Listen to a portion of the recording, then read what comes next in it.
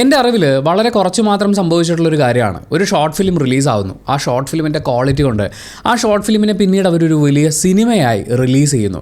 അങ്ങനെ ഒരു സിനിമ ഇന്ന് ഞാൻ തിയേറ്ററിൽ പോയി കണ്ടു. സംഭവം അധ്യായം 1 എന്നാണ് അതിൻ്റെ പേര്. ജിത്തു സതീശൻ മംഗലത്താണ് അത് തിരക്കഥെഴുതി സംവിധാനം ചെയ്തിട്ടുള്ളത്.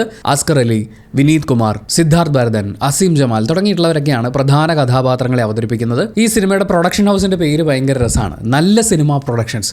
ശരിക്കും അവരുടെ പ്രൊഡക്ഷൻ ഹൗസിൻ്റെ പേര് പോലെ തന്നെ ഇതൊരു നല്ല സിനിമയാണ്. എന്നെ സംബന്ധിച്ച് ഒരു ഗംഭീര തിയേറ്റർ എക്സ്പീരിയൻസ് ആണ്. ഈ സിനിമയിൽ എനിക്ക് എന്തെങ്കിലും നെഗറ്റീവായി ഫീൽ ചെയ്തിട്ടുള്ളതുണ്ടെങ്കിൽ അത് ഈ സിനിമയുടെ PR കൈകാര്യം ചെയ്യുന്ന, ഇതിൻ്റെ പ്രൊമോഷൻസ് കൈകാര്യം ചെയ്യുന്ന ടീമിനോടാണ്. അതെന്തായാലും ഞാൻ എല്ലാവരോടും കൂടി പറയേണ്ടതില്ലല്ലോ. അതുകൊണ്ട് വീഡിയോയുടെ ഏറ്റവും അവസാനം ഞാനത് ആഡ് ചെയ്യുന്നുണ്ട്.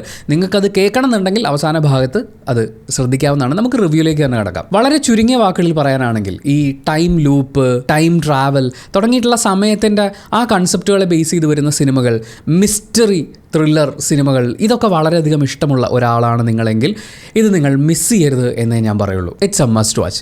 പക്ഷേ നല്ല ഓഡിയൻസിനോടൊപ്പം നിങ്ങൾക്ക് ഈ സിനിമ കാണാൻ പറ്റണം. ചെറിയ ചെറിയ സൈലൻസും മറ്റുമൊക്കെ വരുന്ന സമയത്ത് അപ്പുറം ഇപ്പുറം ഇരുന്ന് വർത്താനം പറയുന്ന, ഫോണിൽ നോക്കുന്ന, ഫോണിൻ്റെ മെസ്സേജ് ടൂണൊന്നും ഓഫ് ചെയ്ത് വെക്കാൻ കഴിവില്ലാത്ത, അങ്ങനത്തെ കുറച്ച് വിവരമില്ലാത്ത ഓഡിയൻസിൻ്റെ കൂടെ ഇരുന്ന് കണ്ടു കഴിഞ്ഞാൽ നിങ്ങൾക്ക് ആ പഞ്ച് കിട്ടുമെന്ന് എനിക്കറിയില്ല. പക്ഷേ നല്ലൊരു ഓഡിയൻസിനോടൊപ്പം 4K ഡോൾബി അറ്റ്മോസ് ഉള്ള ഒരു നല്ല സ്ക്രീനിൽ നിങ്ങൾ ഈ സിനിമ കണ്ടു കഴിഞ്ഞാൽ യു വിൽ എൻജോയ് ദിസ്. അല്ലെങ്കിൽ എൻജോയ്മെൻ്റ് ഒന്നും അല്ല ഞാൻ പറയാം, നിങ്ങൾ ആ ലോകത്ത് കുറേ നേരം നിൽക്കും.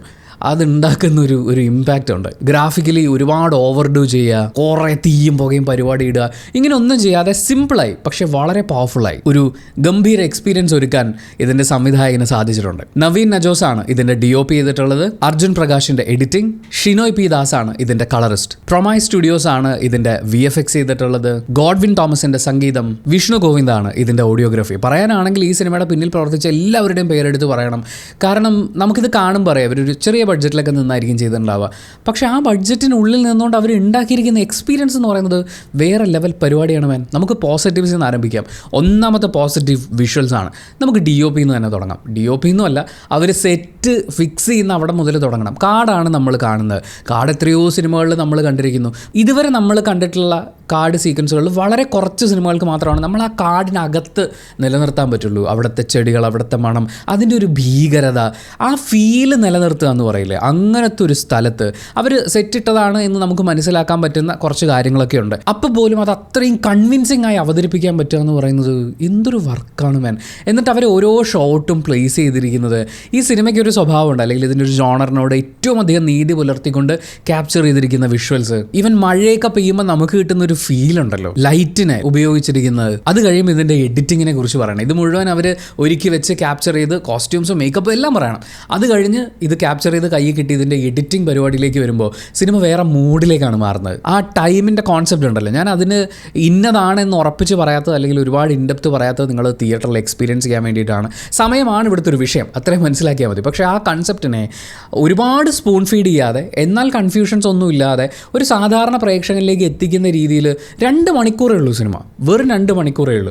പക്ഷേ ആ 2 മണിക്കൂർ കൊണ്ട് ഈ പറയുന്ന പോലെ കൺഫ്യൂഷൻസ് ഇല്ലാതെ, സ്പൂൺ ഫീഡ് ചെയ്ത് തല്ലിപ്പൊളിയാക്കാതെ എന്ത് രസമായിട്ടാണ് അവർ അണിയിച്ചൊരുക്കിയിരിക്കുന്നത്. അതിൻ്റെ ഓരോ സീക്വൻസിലും നമുക്ക് ഫീൽ ചെയ്യേണ്ട ഒരു ടെൻഷൻ ഉണ്ട്, ചില സമയത്ത് നമുക്ക് ഫീൽ ചെയ്യേണ്ട മറ്റ് പല ഇമോഷൻസ് ഉണ്ട്.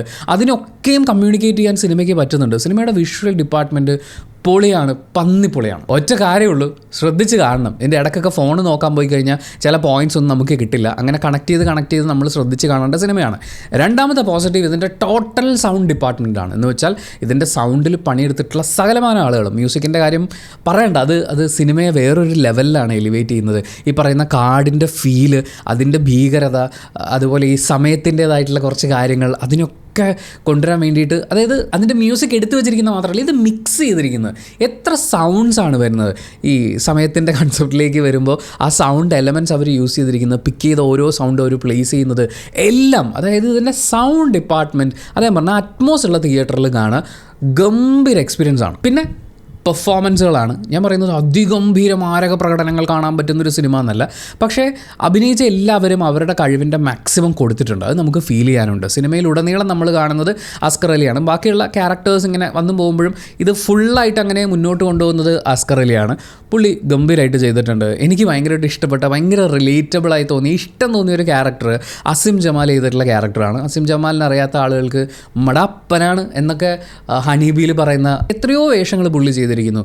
ഈ സിനിമയിൽ ഭയങ്കര രസമായിട്ട് തോന്നി എനിക്ക് പുള്ളിയുടെ പെർഫോമൻസ്, നോട്ടം. അതായത് ഇതിനു മുമ്പ് കണ്ടിട്ടില്ലാത്ത ഒരു സ്കെയിലിൽ പുള്ളി പിടിക്കാൻ ശ്രമിച്ചിട്ടുണ്ട്. പിന്നെ തമിഴ്നാട് പോലീസുകാരായിട്ട് കുറച്ച് ആൾക്കാർ വരുന്നുണ്ട്. എല്ലാവരും ഈ സിനിമയിൽ വന്നിട്ടുള്ള എല്ലാവരും അവരുടെ ഒരു മാക്സിമം ഔട്ട്പുട്ട് കൊടുത്തിട്ടുണ്ട്. വളരെ കുറഞ്ഞ സമയം സ്ക്രീനിൽ നിൽക്കുന്ന സാധാരണ ഈ ഹോസ്പിറ്റൽ അറ്റൻഡർമാരെന്നൊക്കെ പറയുന്നത് അവരുടെ ഒരു പെർഫോമൻസിൽ നമുക്ക് മനസ്സിലാവും ആ ഒരൊറ്റ സീനിന് വേണ്ടിയിട്ട് എന്തെങ്കിലും എടുത്ത് വിടറേ എന്ന് പറഞ്ഞ് ഡയറക്ടർ എടുത്ത് വിടുന്ന പോലെയൊക്കെ തോന്നും. പക്ഷേ ഈ സിനിമയിൽ അവർ വരെ വളരെ ക്ലീൻ ആൻഡ് ക്ലിയർ ആണ്. എന്ന് വെച്ചാൽ അവരെല്ലാം ക്യാരക്ടറായിട്ട് നിൽപ്പുണ്ട്. ഒരു ഭയങ്കര പരിപാടിയാണ്. അങ്ങനെ ചെയ്യിപ്പിച്ചെടുത്തിട്ടുണ്ട്. ഞാൻ പറയുന്നത് അതൊക്കെയും സംവിധായകൻ്റെ മിടുക്കായിട്ടാണ്. പിന്നെ പറയേണ്ടത് ഇതിൻ്റെ മിസ്റ്ററി ത്രില്ലർ പാർട്ട് അടിപൊളി മാൻ. അത് അങ്ങനെ ചെയ്ത് വെക്കുക, ആ ഒരു കോൺസെപ്റ്റ്. പിന്നെ ശരിക്കും പറഞ്ഞാൽ ഇതിൻ്റെ സെക്കൻഡ് പാർട്ട് വരികയാണെങ്കിൽ എനിക്കറിയില്ല കേട്ടോ ഇത് എത്രത്തോളം ഫീസിബിൾ ആണ്. പലപ്പോഴും ഫസ്റ്റ് പാർട്ട് ഇറങ്ങും, പക്ഷേ അതിൽ നിന്നൊരു വലിയ കളക്ഷൻ വരുമ്പോഴാണ് സെക്കൻഡ് പാർട്ടിലേക്ക് അവർ ചിന്തിക്കുകയൊക്കെ ചെയ്യുക. ഇത് അങ്ങനെ അല്ലാതെ അവർ ചെയ്യുന്നുണ്ടെങ്കിൽ വലിയ കാര്യം. ഞാനിതിൻ്റെ സെക്കൻഡ് പാർട്ടിന് വേണ്ടി ഇനി തേർഡ് പാർട്ട് ഉണ്ടെങ്കിൽ അതിനു വേണ്ടിയും കാത്തിരിക്കുകയാണ്. കാരണം അതിലൊരു കൺസെപ്റ്റാണ്.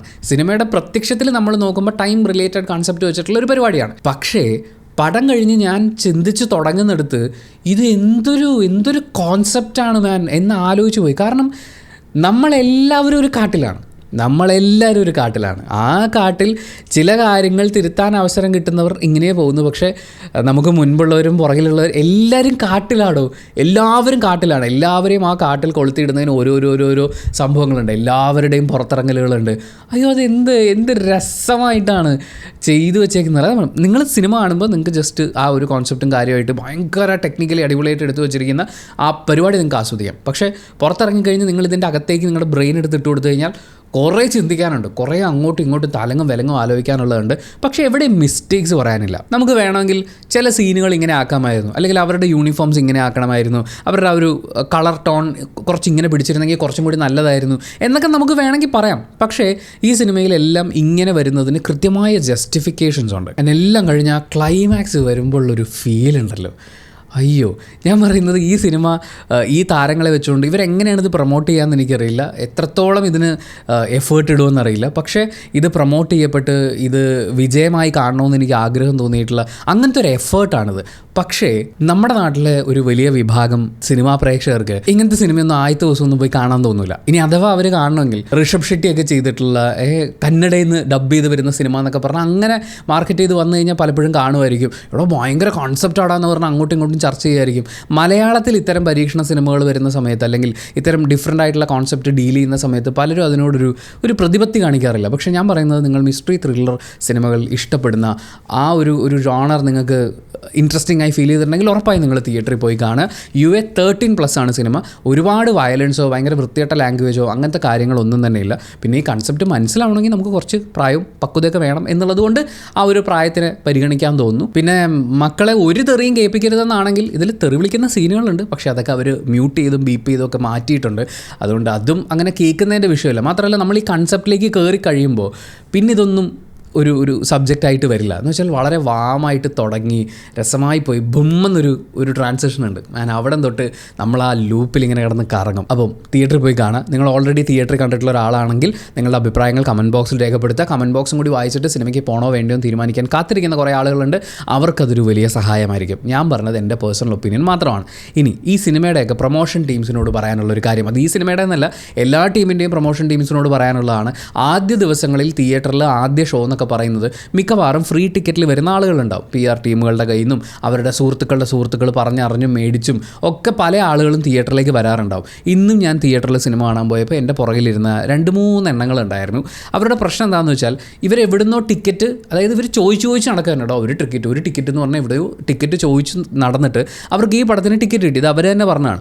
അതിനുശേഷം തിയേറ്ററിൽ വന്നിരുന്നിട്ട് ഈ സിനിമ എന്താകുമോ എന്തോ കൂടോത്രമൊക്കെ എന്നെ കൊണ്ടുപോയി പറ്റിച്ചതാണ് അവൻ എന്നൊക്കെ പറഞ്ഞിട്ട്, അതായത് ഇവർ സ്ഥിരമായിട്ട് ഈ ഫ്രീ ടിക്കറ്റിന് പടം കാണാൻ നടക്കുകയാണ്. അത് അവന്മാർ നടന്നോട്ടെ, പുറകിരുന്ന് കൗണ്ടർ അടിച്ച് വർത്താനം പറഞ്ഞ് ഫോം വിളിച്ച് ഫസ്റ്റ് ഹാഫിലും സെക്കൻഡ് ഹാഫിലും അവരോട് പറയേണ്ടി വന്നു, പ്ലീസ് ഒന്ന് ശബ്ദം താഴ്ത്തി സംസാരിക്കരുതെന്നല്ല പറഞ്ഞത്, ശബ്ദം താഴ്ത്തി സംസാരിക്കൂ.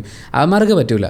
എനിക്ക് ഒരു വലിയ റിക്വസ്റ്റ് ഉള്ളത് എന്താണെന്ന് വെച്ചാൽ നിങ്ങൾ സിനിമാമോഹികളായിട്ടുള്ള ആളുകളുടെ ഒരു സർവേ എടുക്കുന്നത്, അതായത് സിനിമയോട് വലിയ ആഗ്രഹമുള്ള, തിയേറ്ററിൽ പോയി കഴിഞ്ഞാൽ എങ്ങനെ മാന്യമായി പെരുമാറണമെന്ന് അറിയാവുന്ന, മറ്റുള്ളവൻ്റെ ആസ്വാദനത്തെ ബാധിക്കുന്ന ഒന്നും ചെയ്യരുതെന്ന് ചിന്തിക്കാൻ പറ്റുന്ന സെൻസിബിൾ ആയിട്ടുള്ള ആൾക്കാരെ നിങ്ങൾ ഫേസ്ബുക്കിലും ഇൻസ്റ്റാഗ്രാമിലും ഒക്കെ ഒരു പോസ്റ്റ് ഇട്ടാൽ മതി, സിനിമാ മോഹികൾ ഇതിൻ്റെ താഴെ കമൻറ്റ് ചെയ്യൂ, സിനിമകളുടെ ടിക്കറ്റ്സ് ഫ്രീ ആയിട്ട് അവൈലബിൾ ആകുമ്പോൾ അറിയിക്കാം. അങ്ങനെ ഒരുപാട് പേര് വരും. അല്ലെങ്കിൽ നിങ്ങൾ എൻ്റെ കമൻറ്റ് ബോക്സിലേക്ക് വരും, അവിടെയും ഇടയ്ക്കിടയ്ക്ക് കമൻറ്റ് വരാറുണ്ട്, ചേട്ടാ എനിക്ക് ഈ സിനിമ കാണണമെന്ന് വലിയ ആഗ്രഹമുണ്ട്, പക്ഷേ ഈ മാസം ഇനി ബഡ്ജറ്റ് ഇല്ല എന്ന് പറഞ്ഞ്. അങ്ങനെയുള്ള ആളുകൾക്ക് നിങ്ങൾ ടിക്കറ്റ് കൊടുക്കൂ.